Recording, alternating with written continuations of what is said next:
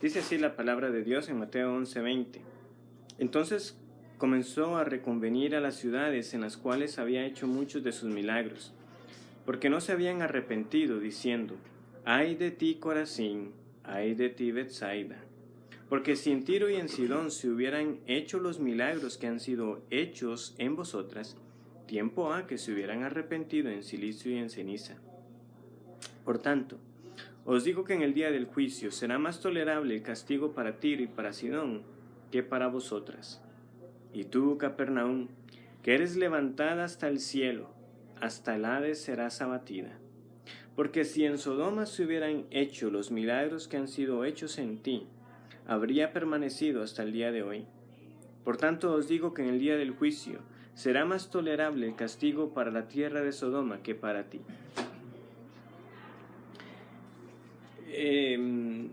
Luego de leer este pasaje, no es sorpresa que ustedes, si revisan lo que algunos comentaristas han escrito, o quizás algunas Biblias de estudio, y que cataloguen esta como parte de las palabras más fuertes que escuchamos de boca de Jesús.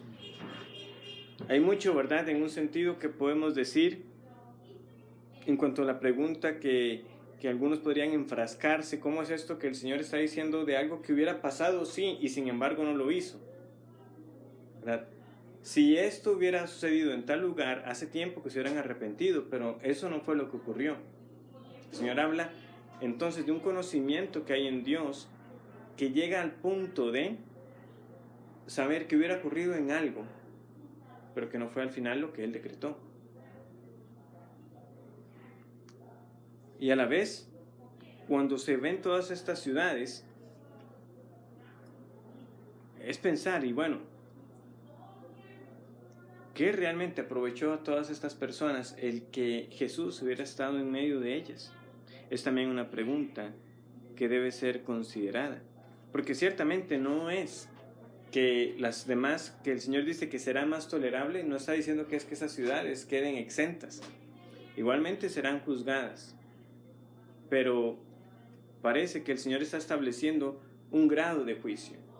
Estas expresiones que voy a decir a continuación, yo sé que es posible que ustedes ya las hayan escuchado muchas veces, pero hay algunos que dicen: es que no hay que hacer distinción entre pecado grande o pecado pequeño, pecado es pecado, ¿verdad? Sin embargo, y ciertamente todo pecado merece la condenación eterna, por esas palabras que estamos leyendo acá, ciertamente el Señor sí está estableciendo, no necesariamente de un pecado puntual, aunque veremos que hay quizás un pecado aquí puntual que se señala, pero que hay algo que marca de tal manera que personas que no estén en esta categoría, aunque serán igualmente juzgadas, no lo será igual a como estas otras ciudades que el Señor está mencionando acá, y que, como veremos, esto que el Señor va a advertir contra Corazín y contra Betsaida no es solamente Corazín, Betsaida y Capernaum, aplica para nosotros, como veremos. Entonces, vamos poco a poco y veamos qué es lo que el Señor está diciendo. Dice: entonces comenzó a reconvenir. ¿Esto cuándo lo dice el Señor? Bueno, cuando finalizó aquel discurso respecto a Juan el Bautista, ¿verdad?, que estudiamos la ocasión anterior. Juan el Bautista, realmente ese profeta anunciado también desde el Antiguo Testamento, que nos dice el Señor, ¿verdad?, entre los nacidos de varón, no hay varón como Juan el Bautista. Sin embargo, no importa cuán exaltado sea usted en la tierra, el menor en el reino de los cielos siempre va a ser mayor que cualquiera aquí en la tierra, ¿verdad?, como vimos para aclarar esa expresión. Y al respecto de ese cielo que es arrebatado por los violentos, vimos ese avance con determinación. Y que de una u otra manera las personas nunca quedaron contentas, ¿verdad? A Juan lo criticaban porque no comía, ¿verdad?, y cómo vestía. Y viene Jesús, que sí come y bebe con los pecadores, y entonces lo tratan de comilón y de borracho. Y si a ustedes no se les queda bien, son como niños indecisos, que en un momento quieren jugar una cosa, pero luego cambian las reglas y quieren jugar de otra cosa. Y entonces empieza a reconvenir. Entonces vemos que sus palabras surgen, ¿verdad? Como una reprensión ante esa incredulidad tan marcada que estas personas han mostrado. Dice, entonces comenzó a reconvenir a las ciudades en las cuales había hecho muchos de sus milagros, porque no se habían arrepentido. Y aquí tenemos la clave. Estas palabras que el Señor Jesús dirá son así de fuertes para aquellos que no se han arrepentido.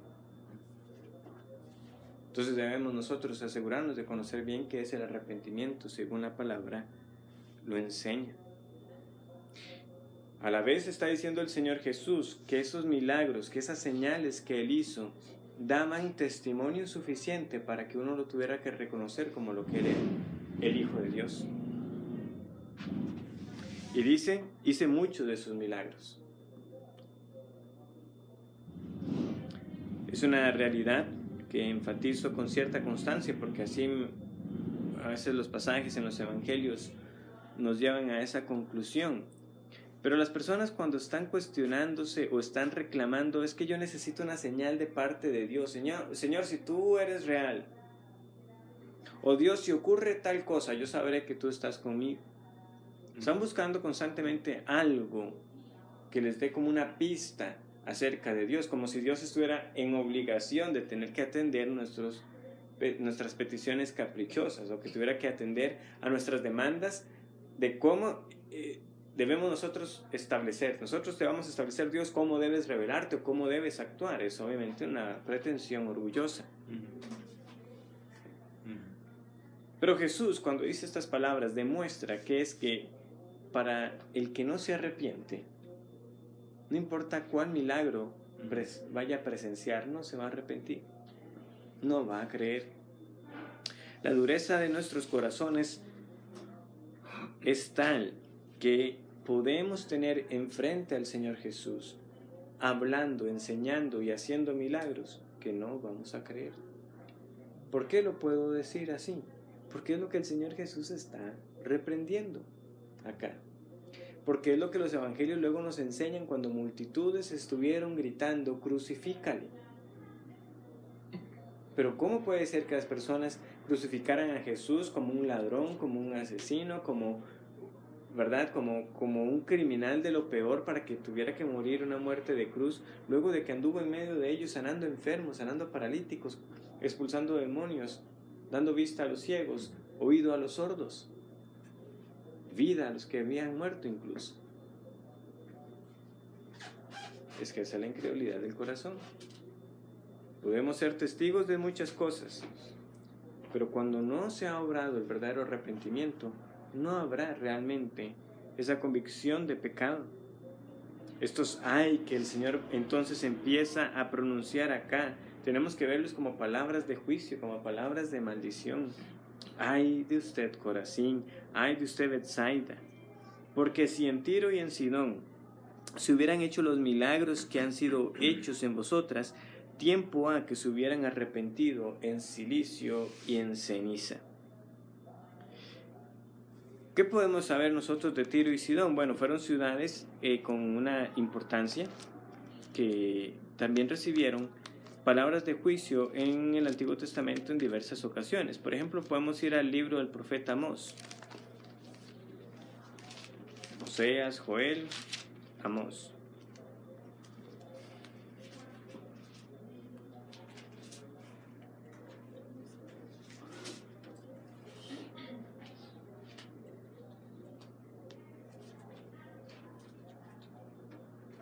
Podemos leer, por ejemplo, el versículo 9.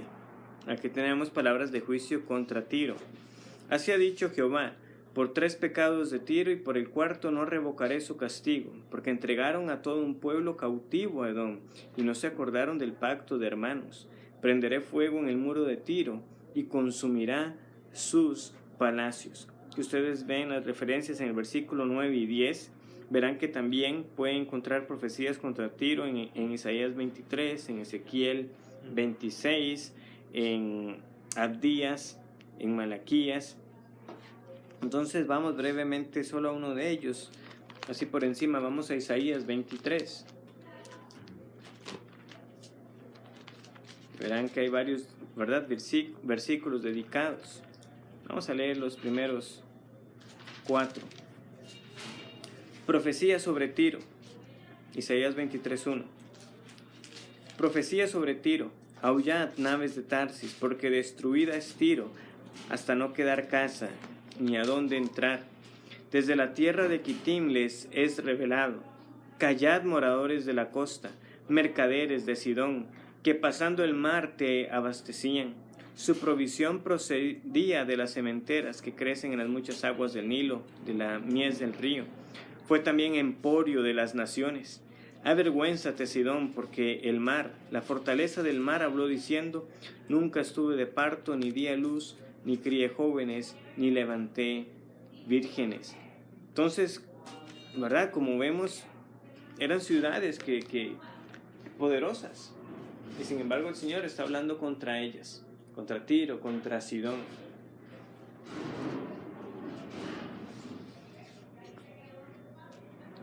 Pero es interesante que el Señor dice, si en Tiro y en Sidón se hubieran hecho los milagros, si hubieran hecho los milagros que ustedes han visto, ellos se hubieran arrepentido.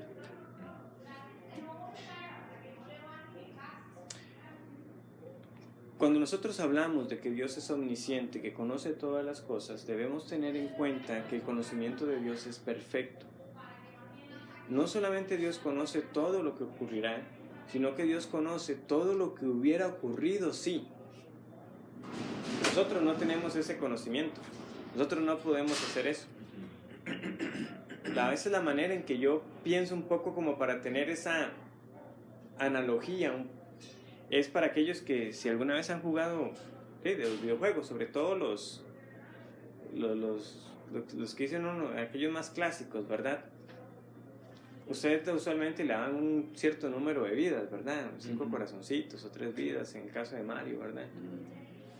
Y digamos que Mario, ¿por qué se caracteriza? Ahora llegó a ser tan popular, era por esos pasadizos como secretos, ¿verdad? Usted sabía que podía hacerlo yendo por cada mundo, ¿verdad? De 1-1, 1-2, pero que si usted saltaba por ciertas partes podía encontrar como unos tubitos, usted puede saltarse hasta mundos, ¿verdad? Mundo 2, 3 o 4. Pero ¿qué pasa? Habían 2 o 3 opciones, ¿verdad? Yo me acuerdo sobre todo en la segunda pantalla, ahora creo que era para ir al mundo 2, 3 o 4. Usted solo podía tomar una de esos. Usted, si quería conocer qué había en el mundo 3, ¿qué tenía que hacer? Volverlo a jugar, volver a pasar esa pantalla. Y sin embargo el juego nos daba esa opción. ¿Por qué? Porque usted podía, ¿verdad? Como dicen, perder la vida, el game over y volver a empezar. Y usted sí podía llegar a conocer qué hubiera pasado si me hubiera metido en el tubo 2, que si me hubiera pasado en el mundo 3. Pero en la vida real nosotros no podemos hacer eso. Usted o acepta o rechaza un trabajo, o lo contratan o le dicen no nos llame, ¿verdad? Sí. Y usted nunca sabrá qué hubiera sido si hubiera trabajado para esa empresa. Usted nunca hubiera sabido qué hubiera pasado si y ustedes, las posibilidades simplemente empiezan a aumentar. ¿A qué hubiera pasado si nunca hubiera ido a República Dominicana? Obviamente no estaría casado con mi esposa. No lo sé. Yo solo sé que así fue como pasó. No sé si hubiera ido después del 2008, no sé. ¿Qué hubiera pasado si nunca me hubiera venido a Costa Rica? Entonces, ustedes se pueden hacer muchas preguntas según el contexto y no vamos a tener la respuesta, pero Dios sí lo sabe. Dios hubiera sabido qué hubiera pasado exactamente. Y es esto lo que hace de estas palabras algo tan confrontadoras. O sea, estamos diciendo, si estamos entendiendo bien el pasaje, que Dios supo que ciertas ciudades, si hubieran sido testigos de lo que fueron testigos, en este caso Corazín y Betsaida, se hubieran arrepentido. Y sin embargo, no fue lo que Dios decretó.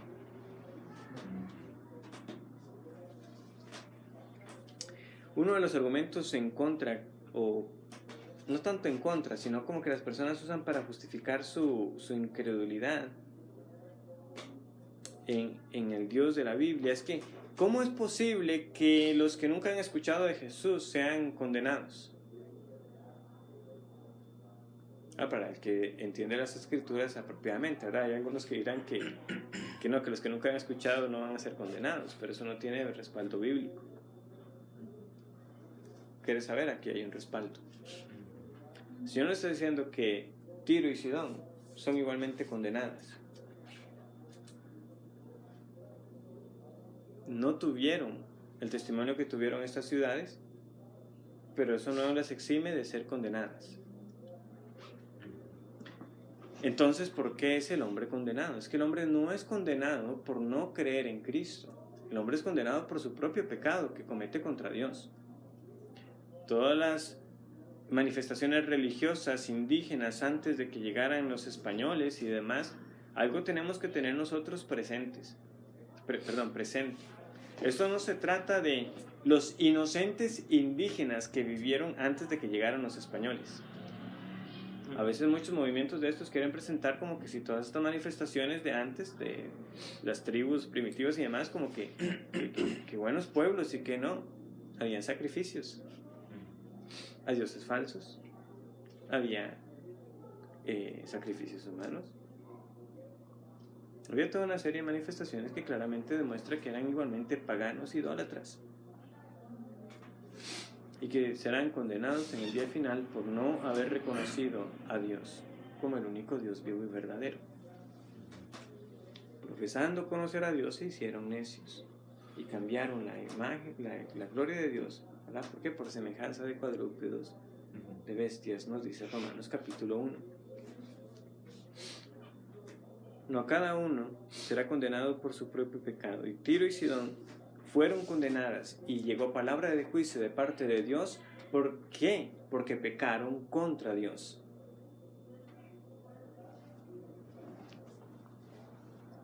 Pero lo que el Señor nos está diciendo es que hubiera habido un chance, pero aún eso no les fue dado.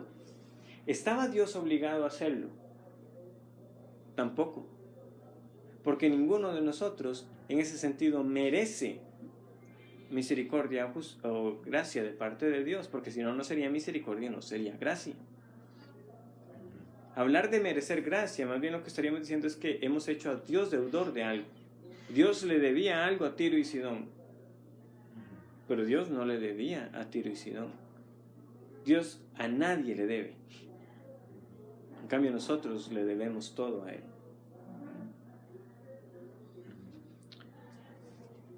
Porque si en Tiro y en Sidón se hubieran hecho los milagros que han sido hechos en vosotras, tiempo ha que se hubieran arrepentido en silicio y en ceniza. El silicio que se menciona acá era un tipo de prenda rústico, podemos decir como una especie de saco. Obviamente no pensemos en los sacos formales de ahora, pero un saco, algo que se ponía encima negro. Entonces apropiado, ¿verdad?, para expresar el luto y el dolor, lo mismo que la ceniza o el polvo, que a veces también leemos en otras partes de la Biblia, para manifestar el arrepentimiento. Es como lo que leemos en el libro de Jonás, ¿verdad? La historia tan conocida, que Jonás predicó, diría uno, predicó a regañadientes, y aún así, ¿qué pasó en esa ciudad? Vamos al libro de Jonás.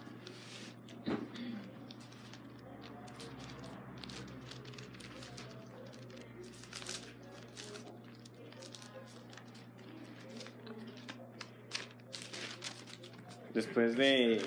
¿Estamos a 10, Jonás.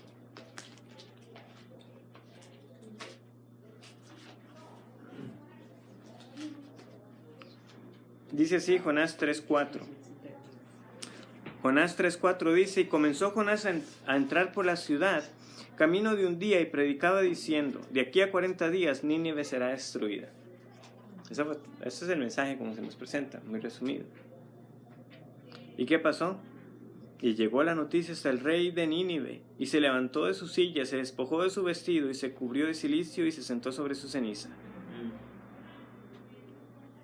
Esa es la respuesta. Y no solamente él, sino que se hizo proclamar y anunciar en Nínive por mandato del rey y de sus grandes, diciendo: hombres y animales, bueyes y ovejas, no gusten cosa alguna, no se les dé alimento ni beban agua, sino cúbranse de cilicio, hombres y animales, y clamen a Dios fuertemente, y conviértase cada uno en su mal camino, de la rapiña que hay en sus manos.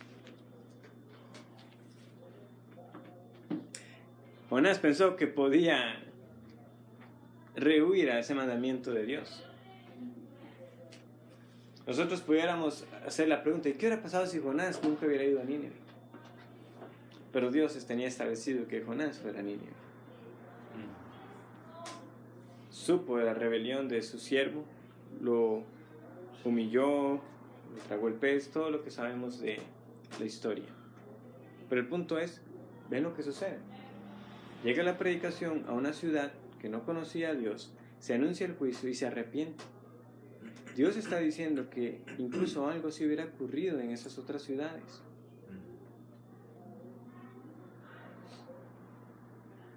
Y eso fue con Jonás diciendo: mira, de aquí a 40 días serán destruidos. No leemos un mensaje completo diciendo: el Dios de los cielos se ha revelado y los llama hoy al arrepentimiento, arrepiéntanse de su maldad, búsquenle a Él. No, serán destruidos nada más. Corazín y Betsaida tuvieron mucho más que un mensaje diciéndoles serán destruidos, y no creyeron. Versículo 22. Por tanto os digo que en el día del juicio será más tolerable el castigo para Tiro y para Sidón que para vosotras. Entonces ven lo que les decía. Habrá juicio para Tiro y Sidón, aparte del juicio que recibieron en su momento de las profecías del Antiguo Testamento, sí. Pero les resta el juicio final. Y el Señor está diciendo: en ese día final el castigo para Tiro y para Sidón será más tolerable, pero igualmente serán castigadas. No está diciendo que no serán castigadas, no está diciendo que serán excusadas. No, es que Tiro y Sidón no escucharon ni vieron lo que ustedes han visto, entonces no serán juzgados. No, será más tolerable. Pero el dolor y los horrores del infierno siguen siendo el dolor y los horrores del infierno. Pero el Señor está diciendo: hay grados de castigo y de dolor en el infierno. Y tú, Capernaum, es la ciudad principal, de hecho, de la que más leemos en el Nuevo Testamento, fue donde el Señor centró su ministerio.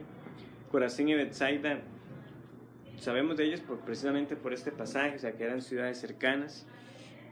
Pero y tú, Capernaum, que eres levantada hasta el cielo, hasta el Hades serás abatida.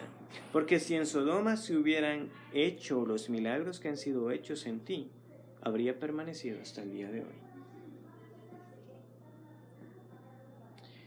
Algunos traducen la expresión que eres levantada hasta el cielo no como una afirmación, sino como una pregunta. Es como: ¿y usted, Capernaum, que se cree tan grande? O sea, usted se cree como que usted está levantada hasta el cielo. Más bien sepa que va a ser abatida hasta el infierno. Ahora, ciertamente Capernaum era una ciudad relevante. Había, como suele suceder en ciudades donde hay una intensa actividad comercial, adquieren cierta importancia, llegan muchas personas. Pero vean la ciudad que se nos menciona: si en Sodoma se hubieran hecho los milagros. Quizás de Tiro y Sidón no sabemos tanto, ¿verdad? En general, por los relatos bíblicos, aunque como hemos visto sí hay bastantes profecías al respecto, pero Sodoma se nos hace más familiar obviamente por el relato de Génesis.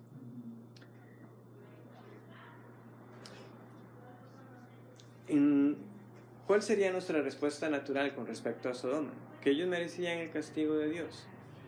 Sí.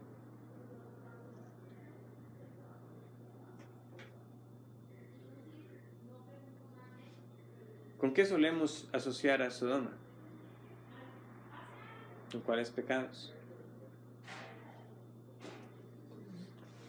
Por ejemplo, eso ahorita, eso el movimiento de, digo yo, de homosexuales. Homosexuales. Queremos conocer al varón que está ahí, dijeron a Lot. La expresión claramente tiene una connotación sexual. No era que le iban a estrechar la mano. Ellos querían cometer un acto vil. Y sin embargo, otros pasajes en la Biblia nos enseñan que no era exclusivamente ese pecado de inmoralidad sexual lo que caracterizaba a Sodoma. Vean por ejemplo Isaías 3:19.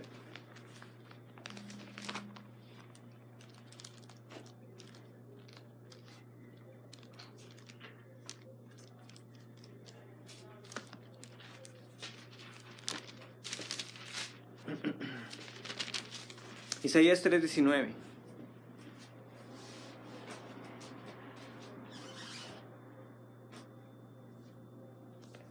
Creo que anoté la...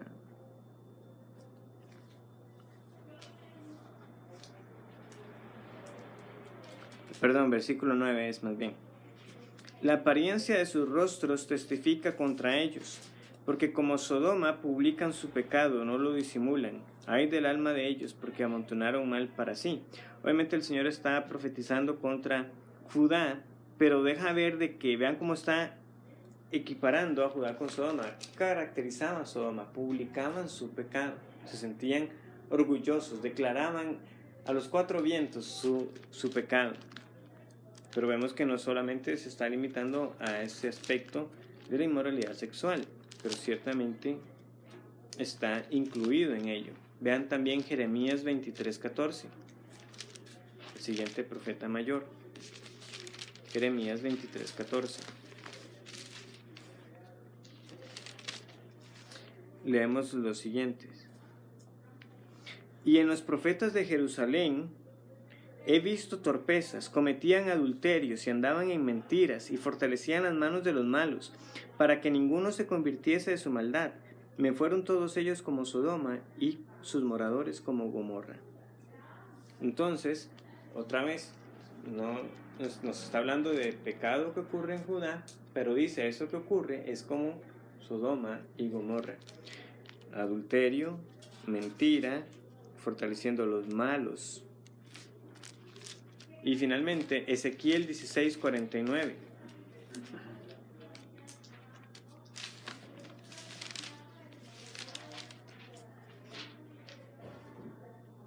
Dice así, Ezequiel 16:49.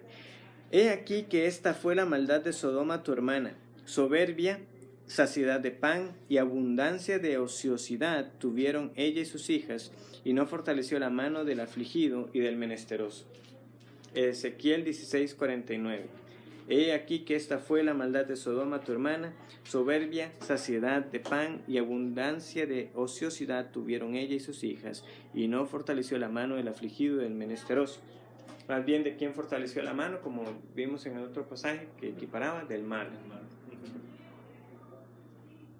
¿Por qué leo estos pasajes? Bueno, con dos propósitos. Uno, en primer lugar, porque en nuestro contexto, a quienes yo sé que estoy hablando, yo sé que han escuchado muchas veces y han visto el argumento de la Escritura que claramente hay pecados de inmoralidad sexual y que la homosexualidad está dentro de ellos y que es claramente un pecado por el cual el hombre será condenado. Pero quiero que nuestra conciencia sea despertada de que no fue el único pecado tampoco de Sodoma y Gomorra. Esto es diferente a los que quieren más bien excusar, porque hay unos que más bien quieren tomar Ezequiel 16:49 y decir, no, es que ese no fue el pecado por el que destruyeron a Sodoma. Ve aquí que dice el Señor que el pecado fue, como tratando de dar a entender de que esa no fue la razón por la que vino juicio en Sodoma. No, el juicio en Sodoma vino por todo esto, por esos pecados y por los otros que sabemos que también ocurrieron. Pero precisamente porque el Señor está denunciando a estas ciudades que le han visto enseñar, que le han visto hacer milagros y no se han arrepentido, nosotros podemos también caer en la terrible condición en la que estas ciudades llegaron a estar. Es decir, simplemente ver nosotros más fácil el pecado en otros y no reconocer el pecado en nuestras vidas y el mismo llamado al arrepentimiento que tenemos delante de Dios. Hay un pecado terrible de no arrepentirse. Hay un pecado terrible de ser indiferente al llamado del Evangelio. Es un pecado terrible menospreciar el mensaje de Cristo. Es la mentira pecado y por ello ser condenado a una eternidad en el infierno, sí. Lo mismo que con la homosexualidad, sí. Lo mismo que con la glotonería, sí. Pero Dios está diciendo, Jesús específicamente nos está diciendo que estas ciudades que cometieron esos pecados tendrán un juicio más tolerable que aquellos que aunque no hayan vivido como vivieron esas ciudades, pero que escucharon de él y no atendieron a su voz, dice, hasta el Hades serás abatida.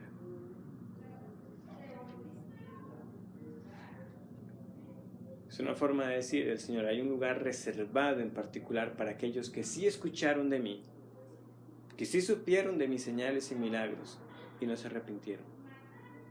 Y por eso les decía que es que esto no se limita a Corazín, Betsaida, Capernaum, sino que nos incluye a nosotros.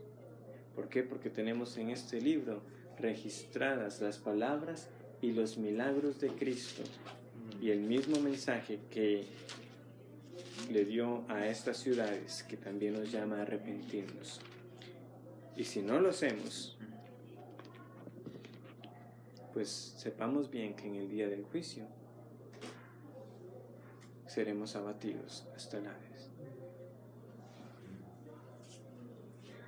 Es terrible el pecado de la indiferencia. Es terrible menospreciar el Evangelio. Y lo terrible, digo yo, es que lo hemos escuchado tantas veces. Cada domingo, al menos. Varias veces a la semana si leemos la Biblia.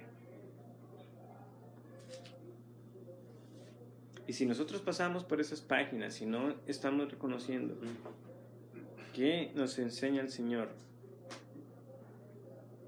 de cómo hemos ofendido su nombre, cómo hemos pecado contra Él y tenemos eso como cosa ligera, o que si estamos en nuestra vida conduciéndonos como, ya yo creo, pero o sea, si soy salvo o no, no lo sé, o sea, algún día el Señor me dará esa confianza, andar como esta vida como que si esto no fuera tan trascendente y tan urgente como realmente lo es. No se sorprenda que en el día final precisamente el Señor tenga que decir, para estas ciudades, que si se les hubiera predicado, hubieran creído, habrá un juicio más tolerable, pero para ustedes, lo más horrendo. El Señor está diciendo que incluso un lugar como Sodoma hubiera tenido esperanza en el arrepentimiento, a pesar de que en ese lugar solo hubo un justo, que fue Lot.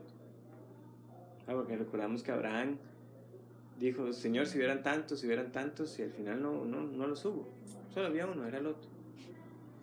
Su esposa no fue, claramente no fue una mujer justa, sus hijas menos, con el pecado que cometieron posteriormente. Y sin embargo el Señor dice, si hubiera llegado un mensajero a predicar este mensaje y hacer señales de las que ustedes han visto, se hubieran arrepentido. Y sin embargo no fue lo que Dios estableció. Eso está escrito, es para nuestra amonestación. En otra ocasión, ¿verdad? También leemos esto en el Evangelio de Lucas. Hay como una noticia que corre, ¿verdad? Por la ciudad de una torre que aplastó a unos hombres. ¿Qué es lo que tiene que decir el Señor? Si ustedes no se arrepienten, van a perecer igualmente. Vean qué terrible es nuestra condición a veces. Que a veces pensamos así como pensaron esas personas que llegaron a Cristo. Que si a alguien le acontece algo muy terrible, lo que pensamos es como, esa persona tiene que haber sido un pecador, o quién sabe cómo está viviendo esa persona para que hubiera muerto de tal manera, para que el Señor, el que murió ya murió. Usted, si no se arrepiente, va a perecer igual. Va a perecer igual. Versículo 24. Por tanto os digo que en el día del juicio será más tolerable el castigo para la tierra de Sodoma que para ti. En algunos comentarios se dice, ¿verdad?, que de estas ciudades no llegó a quedar mucho, o sea, es decir, en sí el juicio llegó, las ciudades fueron destruidas, pero no tenemos que medir aquí la destrucción o el juicio de estas ciudades por lo que les ocurrió en vida, es decir, si sus paredes fueron destruidas, si las ciudades fueron arrasadas. El juicio más terrible es el que les aguarda. Es el que les aguarda. Será más tolerable. Como les digo, me he extendido, pero yo creo que el mensaje es bastante claro de entender si usted lo lee una vez más a solas después de que hayamos finalizado este estudio. ¿Cuánto ha oído usted de Jesús? ¿Cuánto le enseña usted la Biblia de lo que Él hizo? ¿Cree usted en Jesús tal como está en el Evangelio? ¿Cree usted en Jesús que Él es el Redentor que dice ser? ¿Cree usted que menospreciar a Cristo en efecto tiene estas consecuencias eternas? ¿O piensa usted, no, yo sé de Jesús y todo, pero o sea, no creo que Dios a uno por simplemente no creer en Cristo lo vaya a condenar de esa manera? O sea, es un Dios de amor. No se equivoque. Jesús está diciendo, solo hay un camino de salvación, es Él. Y menospreciarle a Él y no arrepentirse tiene estas consecuencias. Infunda el Señor temor en nuestros corazones, temor que tantas veces es necesario que nos sea recordado. ¿Por qué? Porque Él lo tuvo que decir, y con esto finalizo en estos mismos discursos que hemos visto en Mateo, ¿verdad? Recordamos cómo en el capítulo 10 dijo lo siguiente: no temáis, capítulo 10, versículo 28, y no temáis a los que matan el cuerpo, mas el alma no pueden matar. Temed más bien a aquel que puede destruir el alma y el cuerpo en el infierno. Oremos. Gracias te damos, Señor, por tu palabra, por lo que nos has mostrado hoy. Un discurso quizás para algunos bastante conocido de Jesús, para otros quizás una de las primeras veces que lo estudiaban.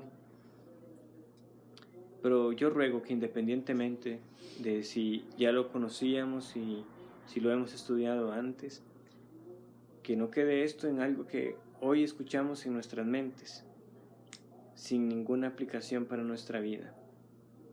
Concédenos, Padre, el arrepentimiento para vida. Recuérdanos que si nos has salvado, el arrepentimiento en el cristiano no fue para aquel día que simplemente creyó, sino que le acompaña en todo su camino hasta el día que tú lo llames a su presencia.